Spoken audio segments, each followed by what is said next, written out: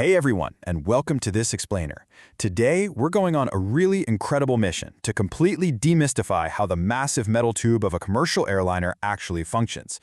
When you look at a passenger jet sitting on the tarmac, it's super easy to just see it as a giant static machine. But today, we're going to look at this entirely differently. We're going to treat this aircraft like a living, breathing organism, a true leviathan of the skies.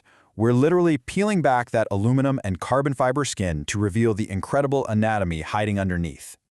So, to truly wrap our heads around this engineering marvel, we're going to break it down into 4 interconnected bodily systems: the structural skeleton, the electrical nervous system, the hydraulic muscles, and finally, the emergency immune system. Let's dive right in. Starting off with Part 1, the jet's structural skeleton, or basically, how we hold this massive leviathan together. Okay, so arguably the most critical junction on the entire aircraft is where the wings actually meet the fuselage. Think about it. Up at cruising altitude, the outside air pressure is extremely low, meaning the fuselage is acting like a heavily pressurized balloon. So how exactly do you attach these massive wings, which are carrying tens of thousands of pounds of fuel, to a hollow, pressurized tube without the whole thing just snapping apart? Well, you use some highly specialized mechanical parts. The center wing box acts as the core anchor, literally tying the wing frames together with the fuselage in this unpressurized zone right under the floorboards.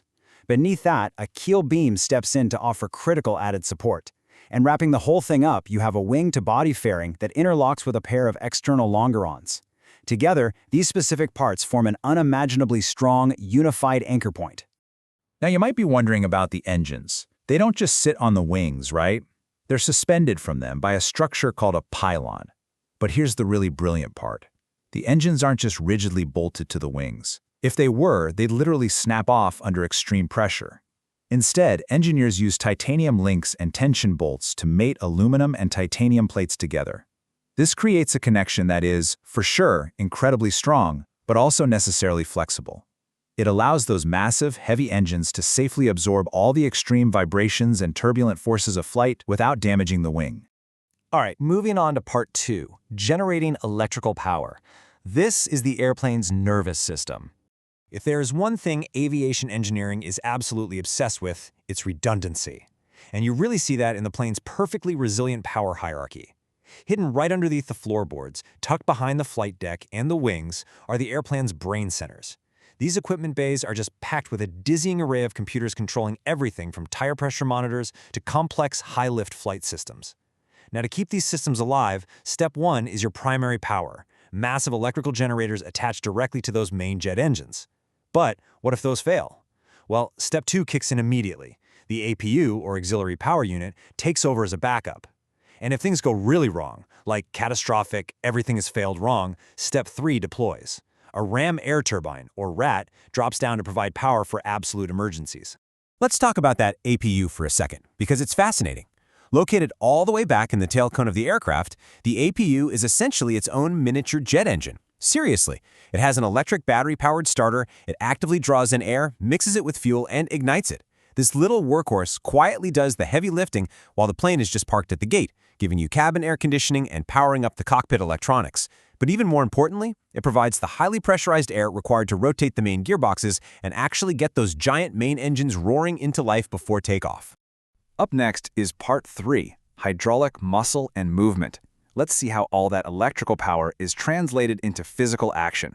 So, moving heavy flight control surfaces, things like the ailerons, elevators, and rudder, against the rushing wind at 500 miles per hour, that requires immense physical strength.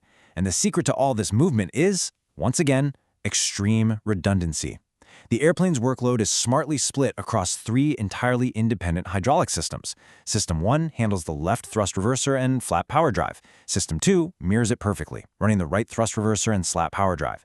And System 3? That one is reserved primarily for emergencies, operating things like the lower rudder and other critical inboard surfaces. The engineering genius here is that if a line bursts or a pump randomly fails in one system, the plane's muscles just keep flexing and the pilots retain full, unhindered control. But how does all that highly pressurized hydraulic fluid actually move a massive wing flap? Basically, the fluid is pumped into these powerful mechanical pistons called hydraulic actuators.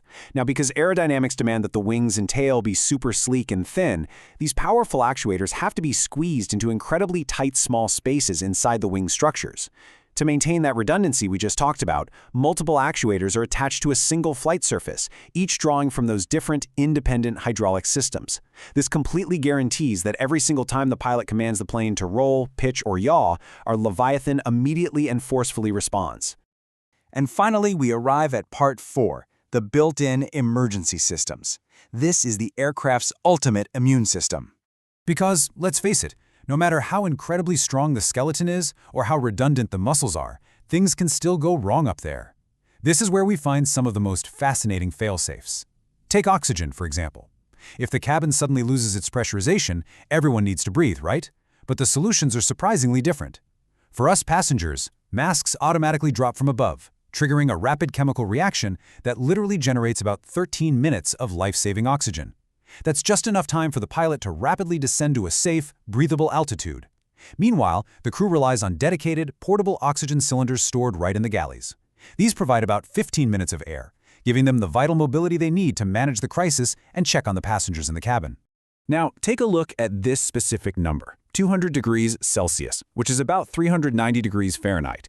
Inside each wheel of the main landing gear is a heavy-duty carbon brake stack. If those brakes are used a bit too heavily during a landing or an aborted takeoff, excess heat quickly bleeds into the tire air, causing the tires to swell dangerously. To prevent a catastrophic deadly blowout from all that pressure, the wheels are fitted with these brilliant little things called thermal fuse plugs.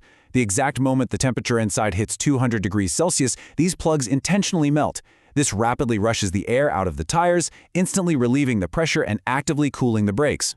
And speaking of heat, we also see extensive layers of fire protection woven throughout the entire airframe. It's a remarkably comprehensive net. For instance, there are temperature-sensitive detection loops wrapping completely around each main engine and that APU in the tail. These are paired with spherical fire extinguishing bottles, just waiting nearby to instantly deploy. You've also got smoke detectors hidden everywhere, in the underfloor equipment bays, the cargo compartments, and, of course, the bathrooms. There are even automatic fire suppressors hiding right inside the bathroom trash bins, designed to instantly smother a discarded cigarette before it can become a problem. Which brings us to the absolute ultimate safety net.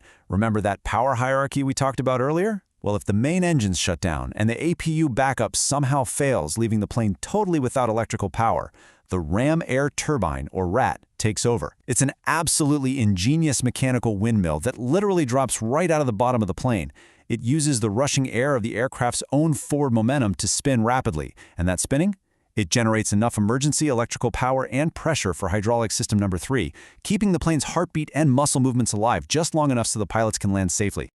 When you piece all of these incredible systems together, the interconnected titanium skeleton, the nested power centers, the multi-layered hydraulic muscles, and the deployable wind turbines, you really start to realize that a commercial jet isn't just a vehicle. It's a masterpiece of engineering resilience. Literally every single component has a backup, and every backup has a backup. So I want to leave you to ponder this. With all of these structurally sound, endlessly redundant systems working in perfect harmony, is a modern jet airliner the most fail-safe machine on Earth? Definitely think about that the next time you look up into the sky. Thanks so much for joining me on this explainer, and keep learning.